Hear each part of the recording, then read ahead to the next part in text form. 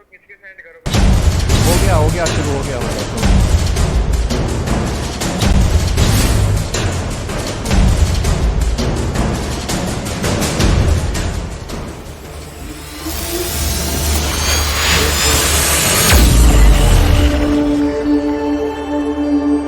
बस बस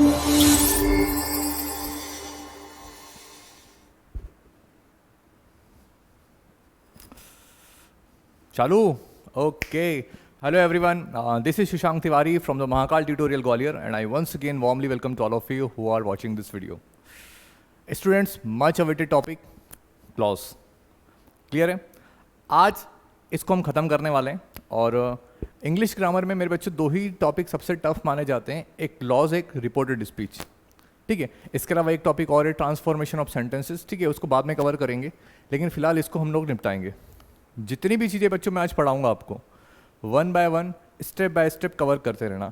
जहाँ पे समझ आ जाए वहीं स्टॉप करना, नोट डाउन करना सारी चीज़ें, कॉपी पेन लेके बैठना। ठीक है, और उसके बाद में आगे की चीज़ें कवर करेंगे। ऑलराइट, सो आपको दिख रहा होगा आज हम क्या कवर कर रहे हैं, क्लॉज। तो सबसे पहले स्टार्ट करते हैं इसको। ठीक है, so what we are going to study today, आज हम क्या पढ़ने वाले हैं स्टूडेंट्स। तो आपको सब सामने दिखेगा क्लॉज क्या होता है। ठीक है, काइंड्स ऑफ क्लॉज के बारे में बात करने वाले हैं। प्रिंसिपल क्लॉज क्या होता है, सबऑर्डिनेट क्लॉज क्या होता है, कोऑर्डिनेट क्लॉज क्या होता है, काइंड्स ऑफ सबऑर्डिनेट क्लॉज में इनके बारे में बात करेंगे। यानी कि आज मेरे बच्चों हम लोग ये सारी चीज़ें पढ़ने वाले हैं कि क्लॉज क्या होता है, काइंड्स ऑफ क्लॉज में 3 पार्ट होते हैं उसके, काइंड्स ऑफ सबऑर्डिनेट क्लॉज है इसके भी 3 पार्ट होते हैं। क्लियर है, वन बाय वन स्टूडेंट्स पढ़ेंगे बहुत ही आराम से, क्योंकि ये टफ लगता है बच्चों को। ठीक है, तो जहाँ पर नहीं समझ में आए वहीं पे कमेंट बॉक्स में आप लोग अपडेट करना और स्टेप बाय स्टेप हम लोग इसको कवर करेंगे। ठीक है, तो आगे बात करते हैं। देखो, सबसे पहले बात करते हैं क्लॉज क्या होता है। क्लॉज का टॉपिक ही पढ़ रहे हैं तो पहले हमें पता होना चाहिए कि क्लॉज क्या होता है। ठीक है, चलो तो पहले जो बोर्ड पे लिखा है उसको आप समझ लेते हैं, उसके बाद में मैं अपनी लैंग्वेज में आपको एक्सप्लेन कर दूंगा। ठीक है, तो क्या होता है clause? Clause is a group of words that forms part of a sentence and contains a subject and a finite verb. Means to say clause एक सेंटेंस का भाग है मेरे बच्चे। ध्यान रखें, क्लॉज स्वयं एक वाक्य नहीं है जिसमें एक सब्जेक्ट और एक फाइनाइट वर्ब होती है। क्लियर है, चलो इसको थोड़ा सा मैं अपनी लैंग्वेज में एक्सप्लेन कर देता हूँ। ये तो हमने लिख दिया क्लॉज क्या होता है।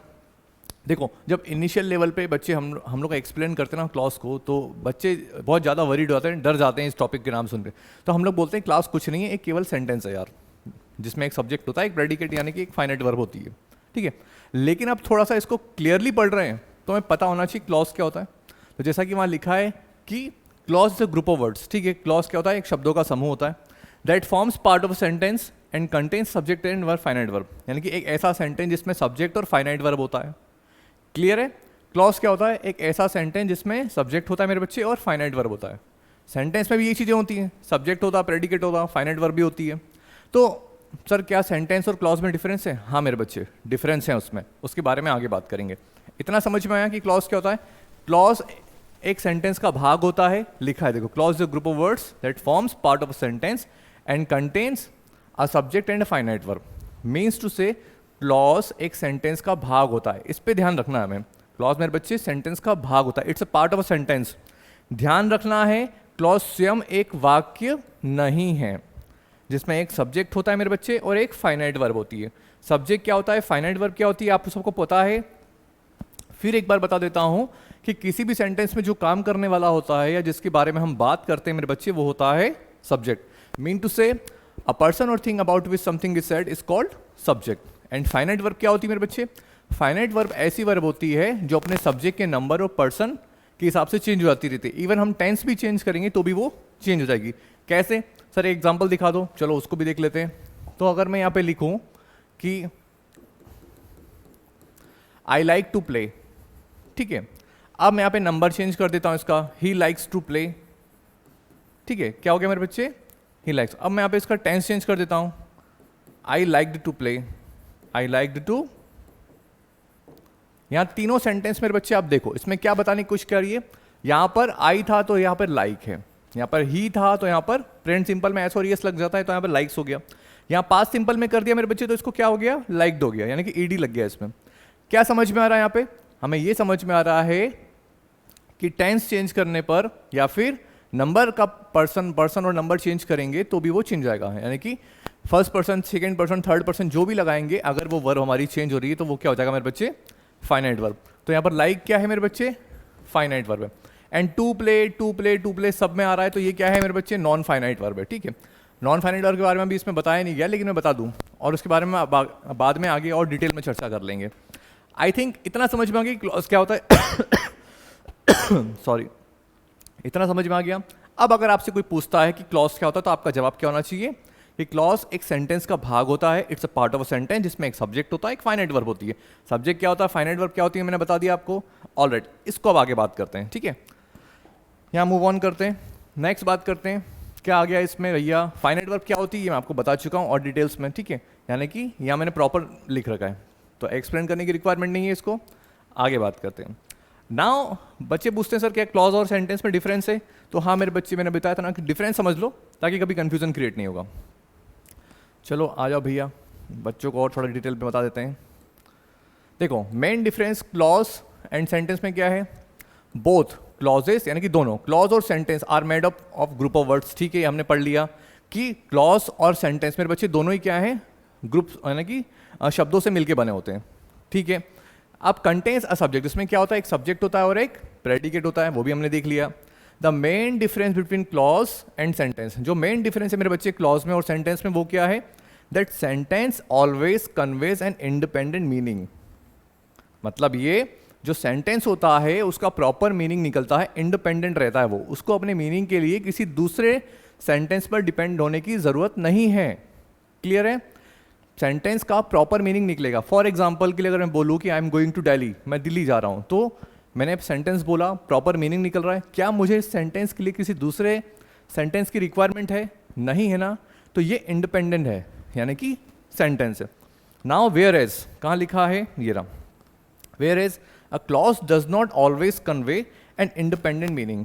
जो क्लॉज होता है उसका इंडिपेंडेंट मीनिंग नहीं निकलेगा, यानी कि कहीं ना कहीं उसको किसी दूसरे सेंटेंस की, दूसरे क्लॉज की रिक्वायरमेंट होती है अपना मीनिंग निकालने के लिए। ऑलराइट, यहाँ तक समझ में आ गया। कोई हमसे पूछेगा कि सेंटेंस में और क्लॉज में डिफरेंस क्या है, तो हमें ये बताना है कि जो सेंटेंस होता है उसका प्रॉपर मीनिंग निकलता है, वो इंडिपेंडेंट होता है, वो अपने मीनिंग के लिए किसी दूसरे पर डिपेंड नहीं होता है, और जो क्लॉज होता है उसको मीनिंग के लिए किसी दूसरे सेंटेंस की या क्लॉज की रिक्वायरमेंट होती है। आई थिंक यहाँ तक क्लियर है, कोई आपसे पूछेगा तो हम बता देंगे। ऑलराइट, आगे मूव ऑन करते हैं। नाउ काइंड्स ऑफ क्लॉज के बारे में बात करते हैं मेरे बच्चे। तो there are 3 types of clause हम देख चुके हैं। पहला है प्रिंसिपल क्लॉज, दूसरा है सबऑर्डिनेट क्लॉज और तीसरा है कोऑर्डिनेट क्लॉज। ये तीनों हमें 1 बाय 1 पढ़ना है। ठीक है, तो स्टेप बाय स्टेप चलते हैं इसमें। तो पहले हम बात करने वाले हैं प्रिंसिपल क्लॉज के बारे में। तो प्रिंसिपल क्लॉज क्या होता है, देखो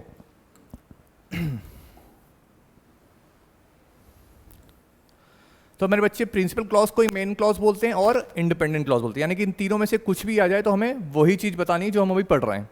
ऑलराइट, तो इसे मेन या इंडिपेंडेंट क्लॉज भी कहा जाता है। ठीक है, हमने बात कर ली। प्रिंसिपल क्लॉज वह क्लॉज होता है जो अपने मीनिंग के लिए किसी अन्य या दूसरे क्लॉज पर डिपेंड नहीं होता है। ठीक है भैया, मतलब सिंपल सी चीज़ है, प्रिंसिपल क्लॉज जो होगा वो अपने मीनिंग के लिए किसी दूसरे सेंटेंस पर डिपेंड नहीं होगा, उसका प्रॉपर मीनिंग निकलेगा। तो क्या सर मैं प्रिंसिपल क्लॉज को सेंटेंस बोल सकता हूँ? नहीं मेरे बच्चे, प्रिंसिपल क्लॉज को आप सेंटेंस नहीं बोल सकते हो, क्योंकि कहीं ना कहीं जब क्लॉज की बात होगी तो उसमें 2 सेंटेंस रहेंगे। इसी में मैं आपको आगे ये भी बताऊंगा कि क्लॉज जब पढ़ रहे हैं तो हमें बाय स्ट्रक्चर ऑफ सेंटेंस पढ़ना बहुत जरूरी है। उसके ऊपर एक अलग से वीडियो बनाऊंगा जिसमें मैं सिंपल, कंपाउंड, कॉम्प्लेक्स और मिक्स सेंटेंस को एक्सप्लेन करूंगा। ठीक है, ये उसी का ही पार्ट रहेगा, यानी कि क्लॉज का पार्ट रहेगा। ठीक है, अब यहां पर समझ में आ गया कि प्रिंसिपल क्लॉज क्या होता है, एक ऐसा क्लॉज जिसका पूरा मीनिंग निकलता है, वो अपने मीनिंग के लिए किसी दूसरे पे डिपेंड नहीं होगा। अभी आगे एग्जांपल देंगे तो अभी और अच्छे से क्लियर हो जाएगा। फिलहाल के लिए आप इतना समझो, प्रिंसिपल क्लॉज ऐसा क्लॉज होता है जो अपने मीनिंग के लिए किसी भी दूसरे सेंटेंस पर डिपेंड नहीं होता है, उसका खुद का प्रॉपर मीनिंग निकलता है। क्लियर है? और अच्छे से एग्जाम्पल लेना है तो आप अपने फादर को ले लो कि फादर क्या है, प्रिंसिपल क्लॉज है, तुम क्या हो, सबऑर्डिनेट क्लॉज हो, क्योंकि तुम फादर पे डिपेंडेंट हो, मतलब पेरेंट्स पे। क्लियर है? इतना समझ में आ गया? ऑलराइट, चलो आगे बात करते हैं। अब देखो यहां पर एक एग्जांपल लिखा है, this is the bat which I bought yesterday. अब यहां पर इसको एग्जांपल से हमने एक्सप्लेन कर लिया कि ये क्या है मेरे बच्चे, दिस इज द बैट, ये है प्रिंसिपल क्लॉज, पीसी लिख रहा हूं इसको, and which I bought yesterday. ये क्या है? Subordinate clause. सबऑर्डिनेट क्लॉज की कहानी बाद में बात करेंगे, फिलहाल इतना समझ लो, एक एक करके पढ़ रहे हैं वरना कंफ्यूजन होगा इसलिए। तो प्रिंसिपल क्लॉज क्या होता है? जिसका पूरा मीनिंग निकलता है, दिस इज द बैट, ये बैट है, क्लियर है, इसका मीनिंग पूरा निकल रहा है, ऑल राइट। यहाँ पे मेंशन भी कर रखा है, ये बैट भी आ गया हमारा, और लिखा है in the above sentence underline in bold clause is principal clause because it make sense itself, यानी कि खुद का मीनिंग निकाल रहा है, इसको किसी दूसरे, इसको रिक्वायरमेंट है विच आई बॉट यस्टरडे को, इसकी, इसलिए इसको बोला गया सबऑर्डिनेट क्लॉज, ठीक है। नाउ आगे बात करते हैं मेरे बच्चे प्रिंसिपल क्लॉज में, और क्या एग्जांपल है? I will help him as far as I can do, मैं उसकी मदद करूंगा, ठीक है, आई विल हेल्प हिम, मैं उसकी मदद करूंगा, as far as I can do, जहां तक मैं कर सकता हूं। तो आई विल हेल्प हिम ये इंडिपेंडेंट क्लॉज है, प्रिंसिपल क्लॉज है, मेन क्लॉज है, और वहीं as far as I can do ये क्या है मेरे बच्चे? ये सबऑर्डिनेट क्लॉज, ठीक है। आई थिंक यहां तक समझ में आ गया कि प्रिंसिपल क्लॉज क्या होता है, ओके। अब यहाँ पे लिखा है in the above sentence underline in bold clause is principal clause because it make sense itself, clear है मेरे बच्चे, ऑल राइट।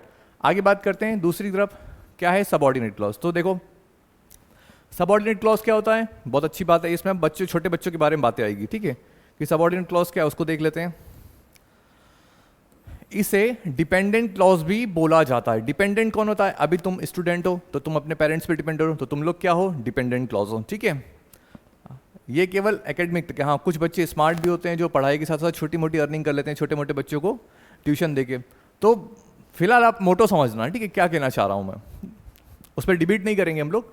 इसे डिपेंडेंट क्लॉज, डिपेंडेंट का मतलब ही होता है जो किसी दूसरी चीज़ पे डिपेंड होता है। तो सबऑर्डिनेट क्लॉज क्या होता है?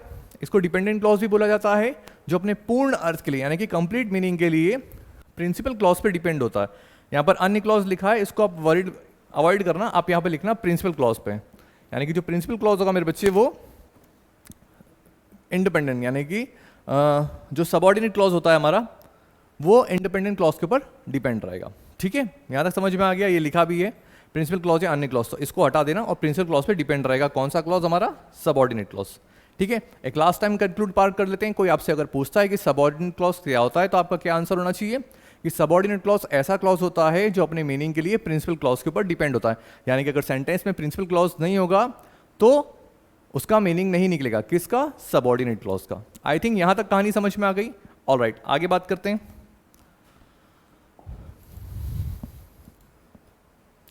अब क्विक ट्रिक क्या है, देखो इसमें ये देख लेते हैं कि सेंटेंस के अंदर अगर प्रिंसिपल क्लॉज और सबऑर्डिनेट क्लॉज को आइडेंटिफाई करना का सबसे सरल तरीका यह है कि सबऑर्डिनेट क्लॉज हमेशा सबऑर्डिनेट कंजक्शन से शुरू होते हैं। मतलब यह है कि अगर किसी सेंटेंस में कोई क्लॉज इनमें से किसी सबऑर्डिनेट कंजक्शन से शुरू हो रहा है तो वह सबऑर्डिनेट क्लॉज है, रिमेनिंग सेंटेंस प्रिंसिपल क्लॉज है। क्या मतलब है इस लिखी हुई लाइन का मेरे बच्चे? इसका मतलब क्या हो बेटा? हाँ कोई बात नहीं, इतना लोड नहीं लेना, ठीक है। देखो आज असिस्टेंट का काम हमारा रुदू कर रहा है, ठीक है, रुदू पुदू, बाद में उसको भी लॉन्च करेंगे चलो आगे बात करें। तो क्विक ट्रिक, और क्विक ट्रिक लिखने का मतलब क्या है? तो मेरे बच्चे जब हम इसके ऊपर लास्ट में गूगल वर्क करेंगे तो हमें ये भी पता करेंगे कि हमने जो पढ़ा है और हमारे जो एग्जाम में क्वेश्चन आने वाले हैं वो कितना सही है। एग्जाम में क्वेश्चन आते हैं ना कि pick up the noun clause of the sentence, या फिर पिकअप द एडवर्ब क्लॉज, या फिर एडजेक्टिव क्लॉज, कुछ भी, तो हमें सब पता होना चाहिए, ठीक है। अब यहाँ पर सीधे ये बहुत सिंपल तरीका है, सबसे सरल वे में एक्सप्लेन कर रहा हूँ मेरे बच्चे, कि सेंटेंस में प्रिंसिपल क्लॉज को और सबऑर्डिनेट क्लॉज को आइडेंटिफाई करने का सबसे रिक्वायरमेंट क्या है कि जो सबऑर्डिनेट क्लॉज होता है वो सबऑर्डिनेट कंजक्शन से शुरू होता है। सर ये सबऑर्डिनेट कंजक्शंस क्या होते हैं? वो अभी आगे वाली स्लाइड में आ जाएगा। फिलहाल कंजक्शन क्या होता है ये पता होना बहुत जरूरी है, ठीक है। कंजक्शन क्या मेरे बच्चे? दो वर्ड्स को, सेंटेंस को, क्लॉज को जोड़ने का काम करता है। हमने पढ़ा है कंजक्शन वाला टॉपिक जब पार्ट ऑफ स्पीच कर रहे थे, तो ठीक है, तो ज़्यादा बात नहीं करेंगे, फिलहाल इतना समझ लो, जो वर्ड्स को, सेंटेंस को और क्लॉज को जोड़ने का काम करता है, जैसे Ram and Shyam are coming, तो एंड क्या हो जाएगा? कंजक्शन, क्लियर है। चलो हमने देख ली क्विक ट्रिक। सबऑर्डिनेट कंजक्शंस हमारे कौन से हैं वो भी देख लेते हैं। ये सारे हमारे सबऑर्डिनेट कंजक्शन, स्टूडेंट स्क्रीनशॉट ले लेना इसका, मैं थोड़ा साइड में हो जाता हूँ, तो इसमें when, where, which, what, how वगैरह ये सब आप देख लेना, ठीक है। तो अगर कोई कंजक्शन यानी कि मीन टू से सबऑर्डिनेट क्लॉज है सेंटेंस के अंदर और वो इन कंजक्शन से शुरू हो रहा है तो वो क्या रहेगा? सबऑर्डिनेट क्लॉज, क्लियर है। नाउ अब बात करते हैं कोऑर्डिनेट क्लॉज की, कि कोऑर्डिनेट क्लॉज क्या होता है। ये इतना इंपॉर्टेंट नहीं है, ऐसा बोलते हैं लोग बाग, नहीं यार जब क्लॉज के अंदर दिया है तो हमें पढ़ना है और पूछा जा सकता है। तो कोऑर्डिनेट क्लॉज क्या होता है इसके बारे में बात कर लेते हैं हम लोग। तो this clause forms part of a sentence but in rank it is equal to the principal clause, however alone it cannot form a sentence. It is connected to a principal clause by a coordinating conjunction through like the principal clause in itself it forms a complete sense. Sir ये क्या लिख दिया आपने यार, कुछ समझ में नहीं आ रहा है. कोई बात नहीं है, मैं एक्सप्लेन कर देता हूँ. ठीक है, कोऑर्डिनेटिंग कंजंक्शन मेरे बच्चों एक सेंटेंस का पार्ट होते हुए भी अपने मीनिंग के लिए किसी दूसरे सेंटेंस पे डिपेंड नहीं होता. मतलब क्या? मतलब फिर सुनो एक बार. कोऑर्डिनेट क्लॉज मेरे बच्चे एक ऐसा क्लॉज होता है जो है तो सेंटेंस का ही पार्ट, लेकिन वो अपने मीनिंग के लिए किसी पे दूसरे पे डिपेंड नहीं रहेगा. कंजंक्शन से जुड़ा रहेगा लेकिन अपने मीनिंग के लिए डिपेंड नहीं होगा. ठीक है, यानी कि इसमें कंजंक्शन जरूर आएगा. देखो कैसे, उसके बारे में बात कर लेते हैं. एग्जाम्पल लिखा he gets up early in the morning. ठीक है, अब इनको एग्जाम्पल ले लेते हैं हम लोग. देखो यहाँ लिखा है he gets up early in the morning. यहाँ से लेकर यहाँ तक पहले इसको पढ़ें, फिर यहाँ से लेकर यहाँ तक इसको पढ़ते हैं. तो he gets up early in the morning. ठीक है, वो सुबह जल्दी उठ जाता है. ये अपना प्रॉपर मीनिंग निकाल रहा है. एंड ये वाला गलत करके स्टूडेंट इसको एंड ये वाला लिखना A and D. And goes out for a walk. अब अगर मैं लिखूँ he goes out for a walk, वो वॉक के लिए जाता है, तो इसका भी प्रॉपर मीनिंग निकल रहा है. ये भी प्रिंसिपल क्लॉज यानी कि इंडिपेंडेंट क्लॉज जैसा है. लेकिन ये दोनों जुड़े किससे मेरे बच्चों? सेंटेंस एंड से. यानी कि सीधे शब्दों में कहा जाए तो कोऑर्डिनेट क्लॉज एक ऐसा क्लॉज होता है जो होता तो सेंटेंस का ही पार्ट है, लेकिन वो किसी कोऑर्डिनेटिंग कंजंक्शन के द्वारा जुड़ा रहता है. और कोऑर्डिनेटिंग कंजंक्शन क्या होते हैं ये भी आगे वाली स्लाइड में आपको दिख जाएगा. क्लियर है? यानी कि दो सेंटेंस रहेंगे और दोनों का अपना प्रॉपर मीनिंग निकलेगा. ऐसा फील ही नहीं होगा कि दोनों सेंटेंस मेरे बच्चे एक दूसरे पे डिपेंडेंट है. क्लियर? अब देखो ही is poor but he is honest.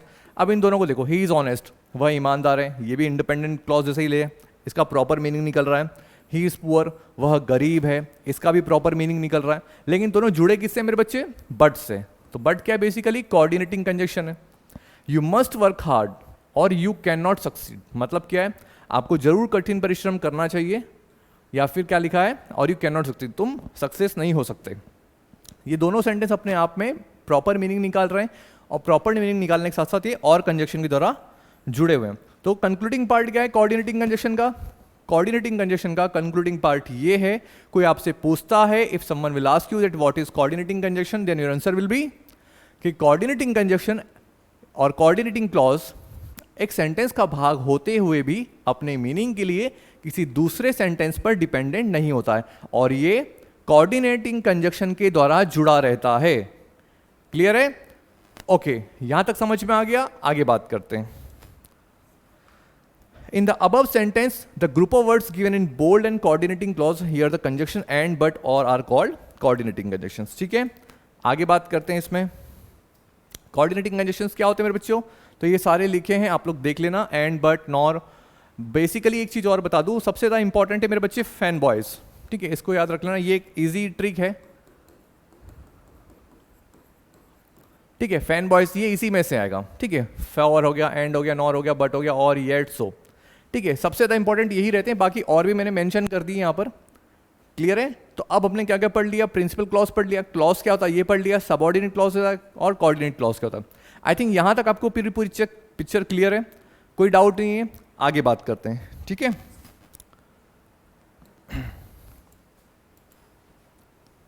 अब कोऑर्डिनेटिंग कंजंक्शंस देखो, ये कुछ और एग्जांपल्स हैं स्टूडेंट्स, आप लोग देख लेना. ठीक है, मैं आपको ऑलरेडी एक्सप्लेन कर चुका हूँ, तो ये यहाँ पर अगर कोई डाउट हो, यहाँ पर ए एंड की जगह ए एंड डी वाला कर लेना. टाइपो एरर है इसलिए मैं ज़्यादा डिबेट नहीं करूँगा इस पर. Now kinds of subordinate clause के बारे में बात करते हैं. तो there are 3 types of subordinate clause. मेरे बच्चे यही सबसे ज़्यादा इंपॉर्टेंट है. क्लियर? क्योंकि एग्जाम में हमारे क्वेश्चंस मेरे बच्चे यहीं से बनेंगे. ठीक है, कि कोऑर्डिनेटिंग कंजंक्शंस यानी कि सबऑर्डिनेट कंजंक्शन हमारे कौन कौन से होते हैं? तो 3, नाउन क्लॉज, एडजेक्टिव क्लॉज और एडवर्ब क्लॉज. लास्ट तक देखना मेरे बच्चों, लास्ट में एक मास्टर ट्रिक बताई है मैंने. ठीक है, लेकिन वो समझ में तब आएगी जब आप पूरा देखोगे. ठीक है, पहले डिटेल्स में पढ़ते हैं, फिर शॉर्ट ट्रिक भी कर लेंगे. तो हम बात करते हैं कि नाउन क्लॉज क्या होता है. तो नाउन क्लॉज और एडजेक्टिव क्लॉज और एडवर्ब क्लॉज को पढ़ने के लिए मेरे बच्चे में पता होना चाहिए कि नाउन क्या होता है, एडवर्ब क्या होता है, एडजेक्टिव क्या होता है. तो नाउन हमें पता है, अ पर्सन और थिंग, ये वाला है क्या? नहीं. A noun is the name of a person, place और थिंग एंड क्वालिटी, कंडीशन और एक्शन. नाउन के बारे में पता है. एडजेक्टिव क्या होता है मेरे बच्चे? Qualifying words are known as an adjective. ये होता है हमारा एडजेक्टिव जो नाउन प्रोनाउन की विशेषता बताते हैं. और एडवर्ब क्या होता है, जो नाउन प्रोनाउन और इंटरजेक्शन को छोड़ के बाकी सारे पार्ट ऑफ स्पीच की क्वालिटी को डिनोट करेंगे या फिर मॉडिफाइज करेंगे, फिर उसके बारे में बताएंगे। आई थिंक यहाँ तक सीन क्लियर है कि नाउन क्या होता है, एडजेक्टिव क्या होता है और एडवर्ब क्या होता है। चलो आगे बात करते हैं। नाउन क्लॉज क्या होता है? नाउन क्लॉज वह क्लॉज होता है जो किसी सेंटेंस में नाउन का कार्य करता है या फिर नाउन की तरह कार्य करता है। नाउन क्लॉज को पहचानने के लिए मेन वर्ब से क्या प्रश्न करो। अब देखो यहाँ पर एक चीज आई है, इसके बारे में थोड़ा बात कर लेते हैं। नाउन क्लॉज को पहचानने के लिए हमारी जो मेन वर्ब रहेगी, इससे हम लोग क्या, अरे यार हमने क्या ले लिया, ब्रश ले लिया यार। ओके, जो मेन वर्ब है हमारी, उससे क्या प्रश्न। तो ये क्या वाला जो पॉइंट डाला है ना मेरे बच्चों, ये 90% तक काम करता है। प्रैक्टिस करते करते पढ़ाते पढ़ाते इतना एक्सपीरियंस हो जाता है कि हम लोग खुद ही ट्रिक निकाल लेते हैं। तो याद रखना 90%। हाँ, कोई SSC CGL level next level का क्वेश्चन अगर क्लॉज में आता है तो ये ट्रिक काम नहीं करेगी, बट अदरवाइज करेगी। वो अभी एग्जाम्पल हम करेंगे इसके ऊपर, गूगल से उठाएंगे तो भी आप देख लेना, ठीक है। तो नाउन क्लॉज को पहचानने के लिए मेन वर्ब से क्या प्रश्न करने पर जो आंसर आएगा वो मेरे बच्चे क्या हो जाएगा, नाउन क्लॉज। और हमसे एग्जाम में यही पूछा जाता है कि what is the noun clause of the sentence, कि इस सेंटेंस के अंदर या फिर गिवन सेंटेंस के अंदर नाउन क्लॉज क्या है, एडजेक्टिव क्लॉज क्या है और एडवर्ब क्लॉज क्या है। यहाँ तक समझ में आ गया? ऑलराइट, आगे बात करते हैं। तो नाउन क्लॉज को शुरू करने वाले कंजक्शन का मीनिंग क्या होता है, कि ये बहुत इंपॉर्टेंट पॉइंट है स्टूडेंट, इसको ध्यान रखना कि नाउन क्लॉज जो होगा हमारा और जो कंजक्शन उसमें यूज होगा, मान लो दैट हो रहा है, विच हो रहा है, हु हो रहा है, वॉट, तो उसका मीनिंग क्या निकलेगा, की। ऑलराइट, आगे बात करते हैं। चलो नाउन क्लॉज हमने देख लिया, कुछ एग्जांपल देख लेते तो और अच्छे समझ में आ जाएगा। तो नाउन क्लॉज में क्या है, he asked me where I was working. देखो अब इसमें क्या लिखा है उसको देख लेते हैं। ही आस्क्ड मी, ये क्या है मेरे बच्चे, देखो सिंपल सा तरीका है। क्लॉज वाला क्वेश्चन आता है तो पहले दो पार्ट में डिवाइड कर लो, एक प्रिंसिपल क्लॉज को उठा लो अलग और सबऑर्डिनेट क्लॉज को अलग उठा लो। फिर हमारे पास एक ही टास्क रहेगा कि ये सबऑर्डिनेट क्लॉज में से कौन सा है, या फिर नाउन है या एडजेक्टिव या एडवर्ब है। तो ही आस्क्ड मी, उसने मुझसे पूछा, तो ये पूरा प्रिंसिपल क्लॉज है, ठीक है। अब ये क्या है, ये हमारा सबऑर्डिनेट क्लॉज है। सबऑर्डिनेट क्लॉज में कौन सा क्लॉज है, तो मैंने बात करी थी नाउन क्लॉज को पहचानने के लिए क्या करना है हमें, मेन वर्ब से क्वेश्चन करो। मेन वर्ब क्या है इसमें, आस्क, ये हमारी मेन वर्ब है। इससे question he asked me what, ये लिखा, सॉरी यहाँ पर शी लिखा है, इसको ही कर लेना। ही आस्क्ड मी व्हाट, उसने मुझसे पूछा, क्या पूछा, आंसर मिल रहा है वेयर आई वॉज वर्किंग, मैं कहाँ काम कर रहा था। तो क्या हो जाएगा, आंसर क्या मिला, वेयर आई वॉज, ये गोइंग कर लेना, इसको हटा देना, वर्किंग कर लेना, ठीक है। ये टाइपो एरर हो गया स्टूडेंट्स, अवॉइड करना इसको। तो आंसर मिल रहा है, तो इसका प्रॉपर सेंस क्या निकलेगा, ही आस्क्ड मी, उसने मुझसे पूछा, क्या पूछा, कि। अब यहाँ पर जो वेयर है इसका मतलब वहाँ नहीं निकलेगा मेरे बच्चे, इसका मतलब क्या निकलेगा, की, क्योंकि मैंने आपको बताया था कि नाउन क्लॉज अगर है तो उसका मतलब क्या निकलता है कंजक्शन का, की। तो उसने मुझसे पूछा कि मैं कहाँ काम कर रहा था। आई थिंक यहाँ तक समझ में आ गया कि नाउन क्लॉज क्या होता है। और एक दो एग्जांपल देख लेते हैं ताकि और अच्छे से क्लियर हो जाएगा। देखो, she knows that I am a smart boy, ठीक है यार, स्मार्ट बॉय की बात हो रही है, यानी कि बेटा मेरी बात नहीं हो रही यहाँ पे, ठीक है। चलो स्मार्ट तो देखो तुम बच्चे हो, तुम पढ़ रहे हो ना, तुम स्मार्ट बॉय हो इसलिए। तो देखो यहाँ पर क्या बात हो रही है, इसको भी देख लेते हैं कौन सा क्लॉज है, शी नोज, ठीक है। ये पूरा हमारा क्या है, प्रिंसिपल क्लॉज। ये क्या है, डिपेंडेंट क्लॉज है हमारा, यानी कि सबऑर्डिनेट क्लॉज। शी नोज, वह जानती है, क्या जानती है, देखो यहाँ पर भी टाइप एरर, शी नोज यहाँ पे शी कर लेना, ठीक है। शी यहाँ पे नोज, शी नोज क्या जानती है, that I am a smart boy. तो आंसर क्या मिल रहा है, that I am a smart boy. अगर आंसर मिल रहा है हमारा मेन वर्ब से प्रश्न करने पर, तो ये क्या है मेरे बच्चे, नाउन क्लॉज है। और नाउन क्लॉज में जो कंजक्शन ये दैट है, इसका मतलब क्या निकल रहा है, की। वो जानती है कि मैं स्मार्ट बॉय हूं। आई थिंक नाउन क्लॉज की कहानी यहां तक समझ में आ गई होगी, क्लियर है। आगे बात करते हैं।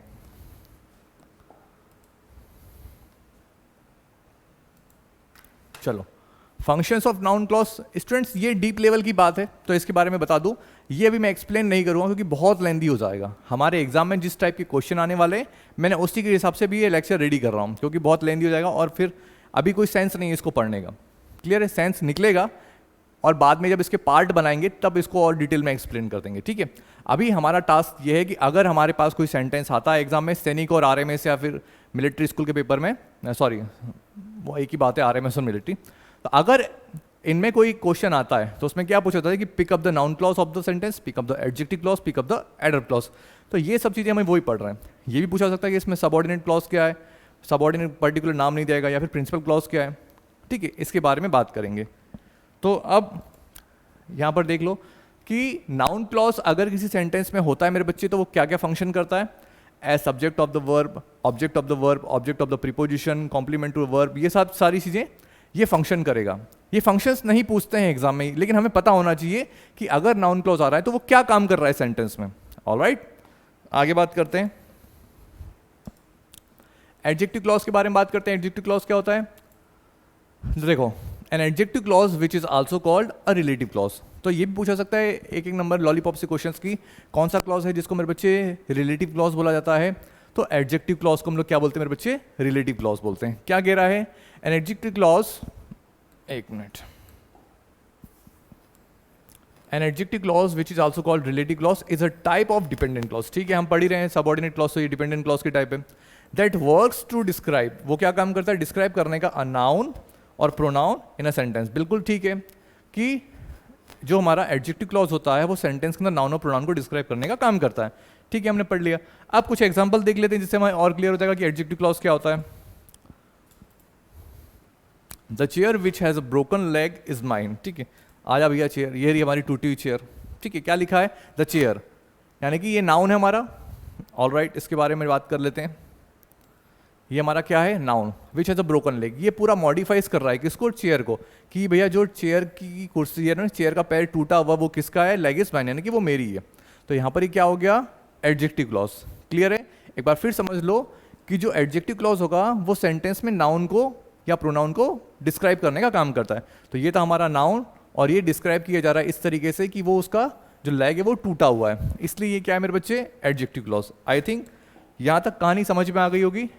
अब लिखा है my friend who has glasses wasn't at school today, यानी कि मेरा दोस्त, ये क्या है मेरे बच्चे, नाउन है, यहाँ पर दिख रहा है आपको।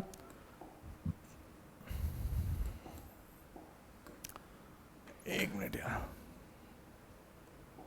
देखो माई फ्रेंड ये नाउन है और हु हैज ग्लासेस, मेरा दोस्त जिसके ग्लासेस हैं, जिसके पास ग्लासेस है, was not at school today, वो आज स्कूल में नहीं था। यानी कि प्रॉपर बताया जा रहा है कि जिस मेरा दोस्त जिसके ग्लासेस हैं, ग्लासेस द्वारा उसको यानी कि मॉडिफाई किया जा रहा है, डिस्क्राइब किया जा रहा है। ये हमारा नाउन है और ये हमारा रिलेटिव यानी कि एडजेक्टिव क्लॉज है। आई थिंक यहाँ तक समझ में आ गया। सिंपल सा कॉन्सेप्ट है, अगर एडजेक्टिव क्लॉज के लिए आता है तो उससे पहले हमारा जो कंजक्शन रहेगा, नाउन अवश्य रहेगा मेरे बच्चे, और वो नाउन को डिस्क्राइब करने का काम करता है। तो यहाँ से हमें समझ में आ जाएगा कि वो एडजेक्टिव क्लॉज है। ऑलराइट, आगे बात करते हैं।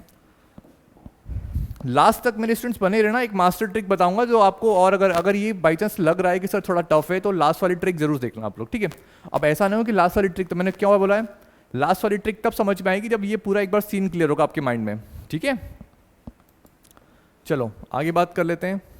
अब क्या बताने की कोशिश किया यहाँ पे, एडजेक्टिव क्लॉज क्या होता है। देखो एक और एग्जांपल है, this is the house where I live. ठीक है भैया, वही बात है, हाउस हमारा नाउन है, यहाँ पे ये वो घर है जहाँ मैं रहता था, डिस्क्राइब करने का काम कर रहा है। ये घर भी आ गया भैया, बहुत अच्छी बात है। अब एडवर्ब क्लॉज के बारे में बात करते हैं। तो एडवर्ब क्लॉज क्या होता है उसको देख लो। देखो an adverb clause is a dependent clause. ठीक है भैया, ये भी डिपेंडेंट क्लॉज, तीन ही पार्ट हैं उसके, that describes verb, an adjective और एडवर्ब। देखो जो मैंने आपको बताया था स्टूडेंट्स की हमें सबकी परिभाषा हमें पता होना चाहिए कि नाउन, एडजेक्टिव, एडवर्ब क्या होता है, वो चीज़ बता रहा है कि एडवर्ब क्लॉज क्या होता है। ये टाइप है डिपेंडेंट क्लॉज का और ये डिस्क्राइब करता है वर्ब को, एडजेक्टिव को और एडवर्ब को। एंड एडवर्ब क्लॉज टेल्स, ये हमें बताता है व्हेन, वेयर, हाउ, कब, कहाँ, क्यों, कैसे, कैसे, क्यों, टू व्हाट एक्सटेंट और under what condition something happen. मतलब ये सिंपल वर्ड्स में कहा जाए तो किन परिस्थितियों में, कब, कहाँ, कैसे, क्यों कोई एक्शन हुआ, या फिर कोई भी इवेंट या कोई भी काम अगर हुआ है तो कैसे। बोलते ना कि मैनर बताएगा, in what manner the work is going on. ठीक है, कि तरीका क्या है उसका, in what manner the work is going on, ये आपको बताएगा एडवर्ब जो हमारा होता है वो। ठीक है, अब आगे बात करते हैं, एग्जाम्पल से समझते हैं इसको। I get up before the sun rises, मैं उठ जाता हूँ भैया जब सूरज हमारा निकलता है उससे पहले ही उठ जाता हूँ। तो यहाँ पर क्या है मेरे बच्चे, अब यहाँ पर नाउन नहीं है, क्लियर चीज, गेट अप क्या हमारा वर्ब है। अब बिफोर द सन राइजेस, ये बिफोर, इसको कुछ कीवर्ड्स भी मैं आपको बताऊंगा लास्ट में, तो याद रखना। ये साफ साफ दिख रहा है, जहाँ पर बिफोर आया था ना मेरे बच्चे, वो हमारा एडवर्ब क्लॉज ही रहता है, क्योंकि मैनर को डिनोट करते हैं। ठीक है, तो I get up before the sun rises, ये क्या बता रहा है, ये हमारा एडवर्ब क्लॉज है। क्लियर है, एडवर्ब क्लॉज क्या बताता है, तरीका बताएगा, मैनर बताएगा, कब, कहाँ, क्यों, कैसे। तो जैसे ही सूरज निकलता है ना, कि सूरज के निकलने से पहले मैं उठ जाता हूँ। ठीक है, देखो स्मार्ट बॉय है, लिखा है when your father gets here we will go, जब तुम्हारे डोकर, अच्छा डोकर नहीं बोलेंगे यहाँ पे, हाँ ठीक है, यहाँ तो देखो देखो सब लोग देख रहे हैं, तो रिस्पेक्टेड फादर, ठीक है, और पापा तो पापा होते हैं यार, अवॉइड करो इस चीज़ को। तो when your father gets here we will go, तो जब तुम्हारे पापा यहाँ आ जाएंगे हम लोग चलेंगे, ठीक है। तो यहाँ पर क्या है, कंडीशन क्या अप्लाई हो रही है, तरीका क्या रहेगा कि पापा के आने के बाद ही हम लोग जाएंगे। तो ये क्या है मेरे बच्चे, एडवर्ब क्लॉज। अब क्या है एडवर्ब क्लॉज में, देखो until it stops raining he will stay inside, ठीक है, कंडीशन बता रहा है अंटिल। ये सब मेरे बच्चे क्या है, हमारे एडवर्ब क्लॉज है। अंटिल इट स्टॉप्स रेनिंग, जब तक बारिश नहीं, जब तक बारिश हो रही है, ही विल स्टे इनसाइड, वो यहाँ इस तरफ रुकेगा।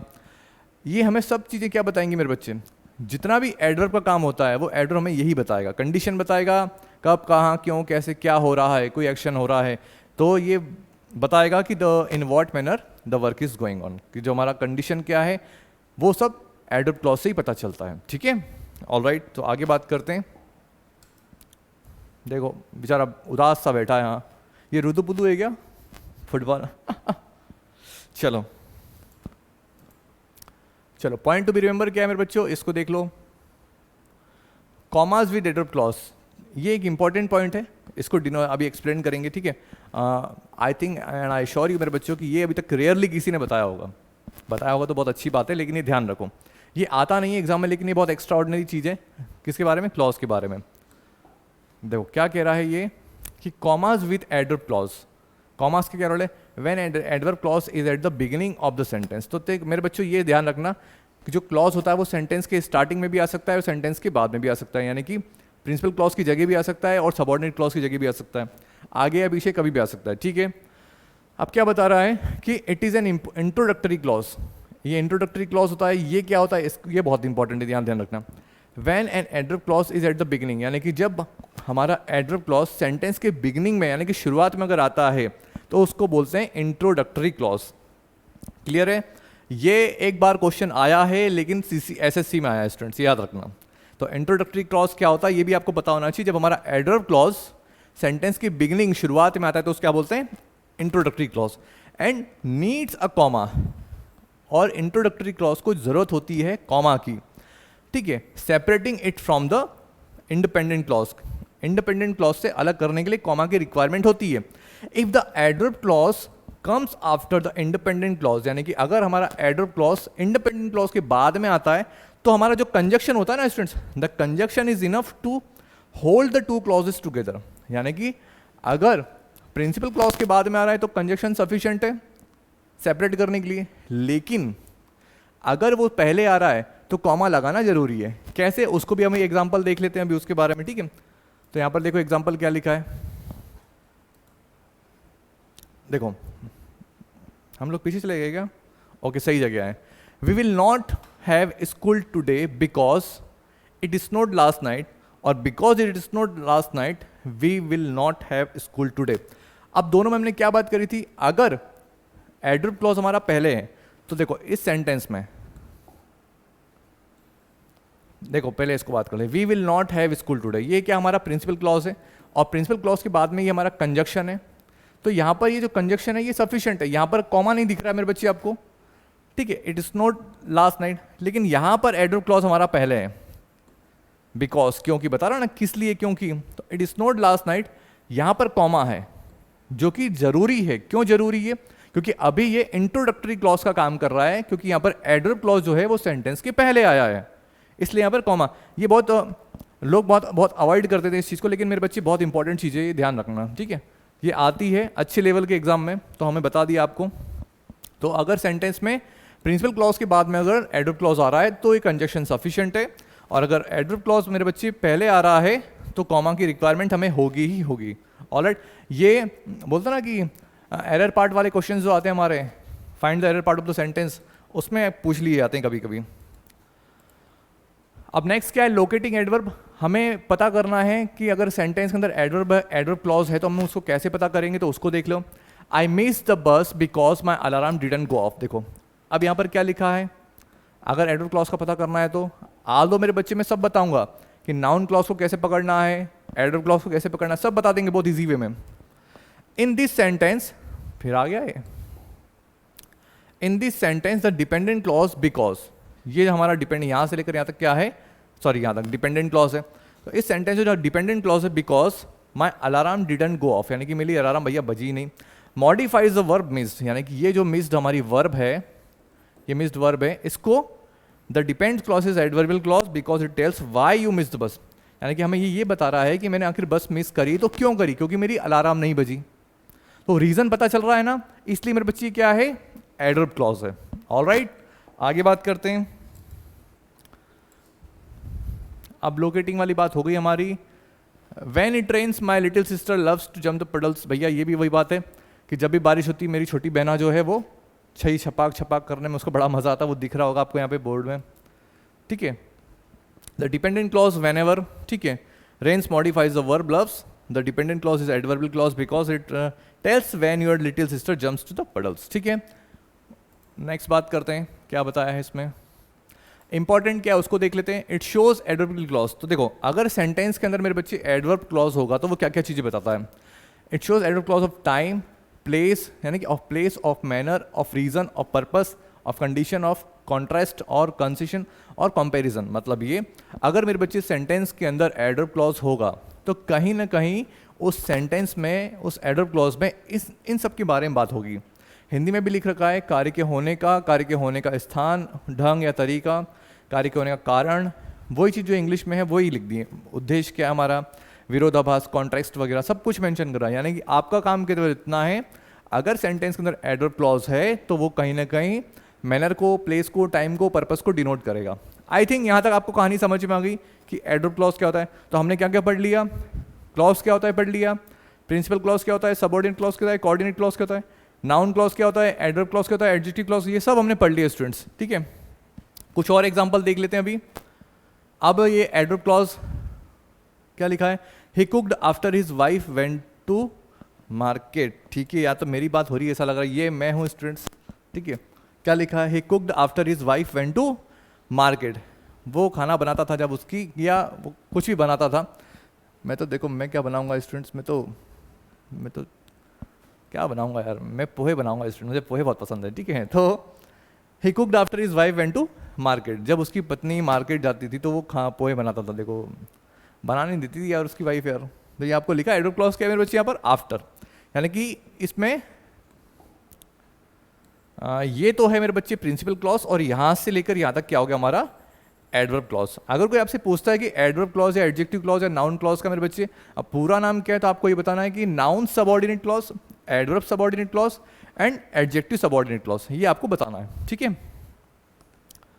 आगे बात करते हैं, और क्या लिखा है भैया, okay, she behaved as if she is known to me, ठीक है भैया। यहाँ से यहाँ तक हमारा क्या हो जाएगा, बहुत ईजी हमने बात कर ली है भाई। शी बिहेव्ड, यहाँ से यहाँ तक प्रिंसिपल क्लॉज, एज इफ से लेकर हमारा हो जाएगा adverb clause, this is the house where I lived, ठीक है। यहाँ पर थोड़ा सा कन्फ्यूजन आएगा, ये एडजेक्टिव क्लॉज की कैटेगरी में आ गया है, बट मैं इसको एक्सप्लेन कर दूंगा कैसे। ये हो जाएगा हमारा प्रिंसिपल क्लॉज और ये हो जाएगा हमारा एडजेक्टिव क्लॉज, ठीक है। आगे बात करते हैं, जो जो पढ़ा है वही एग्जाम्पल है मेरे बच्चे। घर भी आ गया, बधाई हो। यहाँ पे क्या लिखा है, कुछ और एग्जाम्पल है, I am happy because my wife went to maika, बच्चो देखो ये मेरा वाला एग्जाम्पल है, देखो इसमें आई एम वेरी हैप्पी। देखो अभी भी है ना, खुशी झलक नहीं रही, हालांकि अभी सब यहीं है, लेकिन मैं बता रहा हूँ अभी तो गेट लगा दो, नहीं तो मम्मी डांटेगी भी। ठीक है बैठ जाओ। देखो अब यहाँ पर क्या बतानी कुछ कह रही है मेरे बच्चे, वो देखो आई एम हैप्पी, ठीक है, मैं खुश हूँ because my wife went to market, maika, ठीक है, मेरी पत्नी जो है वो मायके गई। तो सीधी बात है, कौन खुश नहीं होता है यार, ठीक है। I will go if he comes, ये प्रिंसिपल क्लॉज है और ये हमारा एडवर्ब सबऑर्डिनेट क्लॉज है।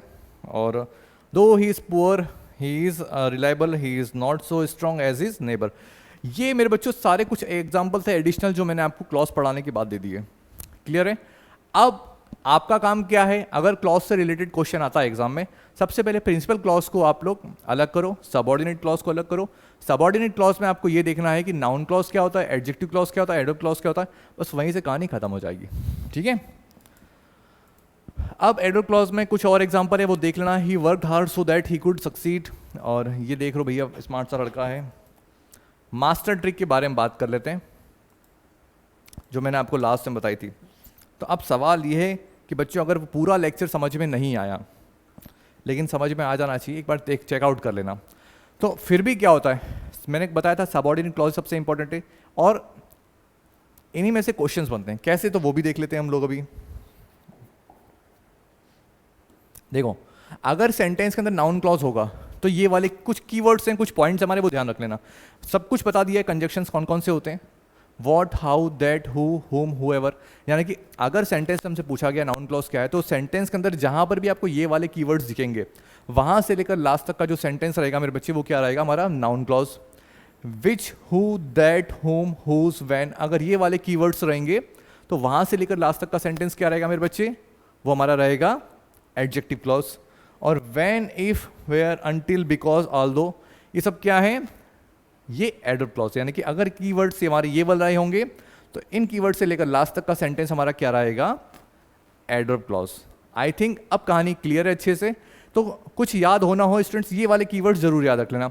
और एक इंपॉर्टेंट बात, अब आप बोलोगे सर यहाँ हु यहाँ पर भी, एक मिनट, हु यहाँ पर भी है, हु यहाँ पर भी है सर, तो कंफ्यूज हम होंगे नहीं क्या, बिल्कुल हो जाओगे यार। हु के अलावा एक और वर्ड से देखो यहाँ पर क्या क्या दिख रहा है आपको, विच, हुएवर, हु भी है यहाँ पे, दैट, देखो दैट यहाँ पर भी है, दैट यहाँ पर भी। तो सर हम कैसे, हम किस पे टिक करेंगे, नाउन क्लॉज पे टिक करेंगे या एडजेक्टिव क्लॉज पे। तो मेरे बच्चे नाउन क्लॉज के लिए मैं आपको बता चुका हूँ, मेन वर्ब से क्वेश्चन करना क्या और उसका आंसर मिल जाएगा तो वो हो जाएगा नाउन क्लॉज। और साथ में अगर नाउन क्लॉज है, यानी कि ये वाला अगर कंजक्शन आ रहा है, तो उसके पहले जो हमारा प्रिंसिपल क्लॉज होगा ना, उसमें नाउन नहीं आएगा, ये याद रखना। और अगर एडजेक्टिव क्लॉज होगा तो उससे पहले नाउन जरूर आएगा, ये ध्यान रखना है। और एडवर्ब क्लॉज तो हमें पता ही है, ये बहुत सिंपल है कि जो मैनर बताएगा हमारा, ये वाले कीवर्ड्स याद रख लेना। क्लियर है, ये तरीके बता देंगे, कारण बता देगा, तरीका बता देगा। तो फिर से बता रहा हूं, अगर एडजेक्टिव क्लॉज होगा तो इन कीवर्ड्स के पहले नाउन होगा, नाउन क्लॉज अगर होगा तो नाउन नहीं होगा, बस इतना याद रखना है, ठीक है। अब ये हमारा क्लॉज का टॉपिक स्टूडेंट्स आई थिंक अब खत्म हो गया है। लास्ट में क्या लिखा है उसको देख लो, तो थैंक यू हमने कर दिया है। तो ये हमारा क्लॉज का टॉपिक खत्म। नाउ लास्ट में गूगल वर्क, ताकि आपको ये समझ में आ जाए कि हमने जो पढ़ा भैया कितना सही है। चलो तो गूगल वर्क भी शुरू कर देते हैं 2 मिनट में। गूगल बाबा दिख रहे हैं क्या तो आपको, ये रहे।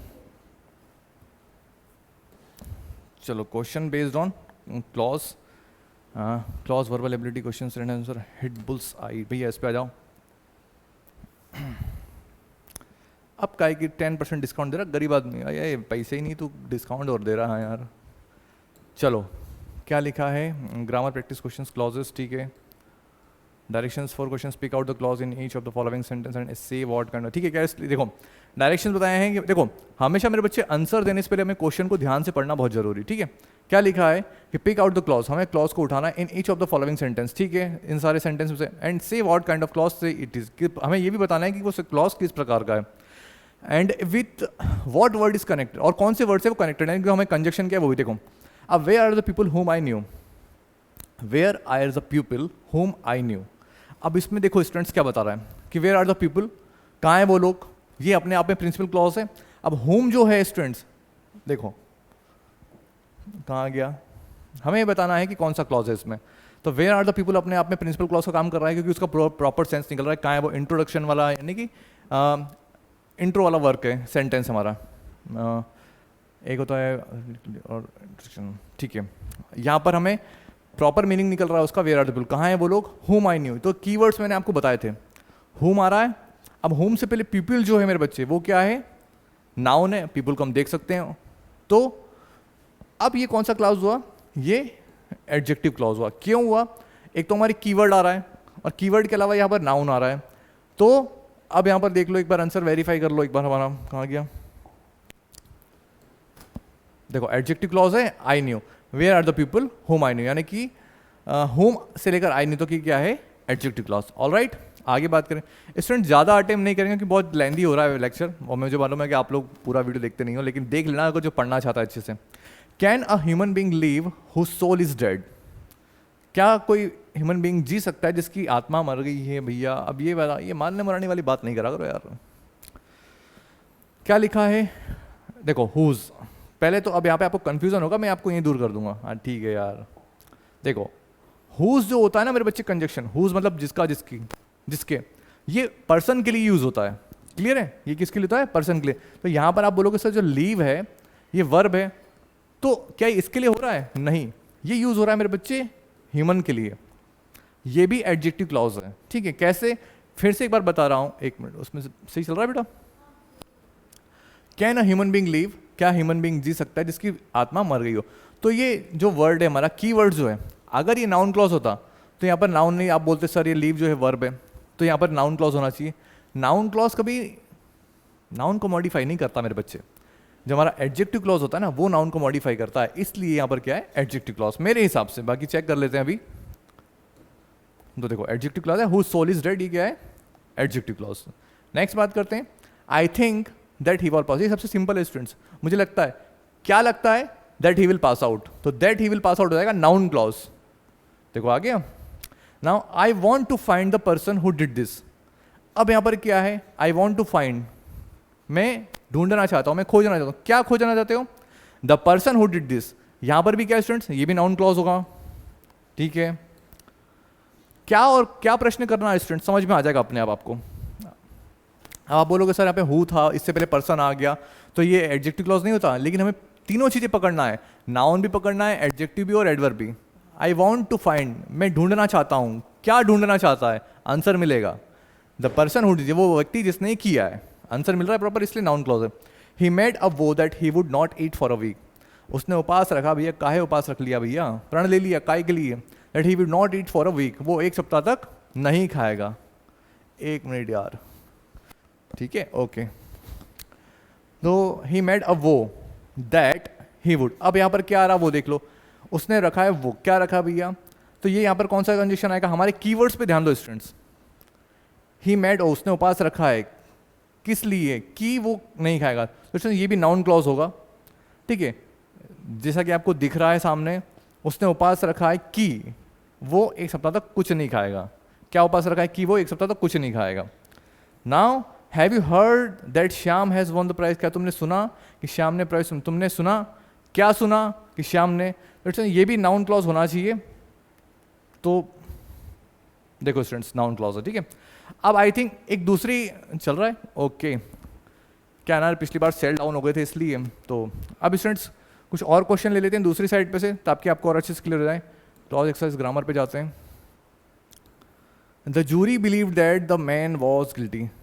द जूरी बिलीव्ड, यार बहुत सिंपल है। क्या बिलीव्ड है? कि that the man was guilty. Students ये नाउन क्लॉज है, इजीली दिख जाता है आपको। आप करोगे ना तब समझ में आएंगे। जो आपको एक्सप्लेन किया है पूरी प्रैक्टिस करो और अच्छे समझ में आ जाएगा।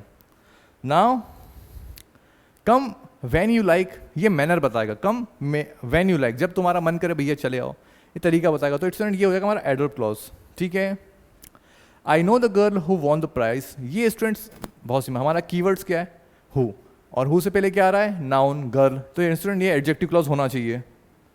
ठीक है, बाकी he confess that he was guilty. He confess, उसने कन्फेस क्या किया? कि दैट ही वॉज गिल्टी। यहाँ पर स्टूडेंट्स ये नाउन क्लॉज होना चाहिए। ऑलराइट, तो स्टूडेंट्स ये हमारे सारे क्वेश्चन हमने करे और वीडियो को ज़्यादा लेंदी नहीं करेंगे। जो आपको मास्टर ट्रिक बताइए, वहाँ से लेकर जो हमारे लास्ट तक का वर्ड होता है वो ध्यान रखना है। सेंटेंस के अंदर नाउन क्या है, एडजेक्टिव क्या है, एडवर्ब क्या है, आपको वो याद रखना है।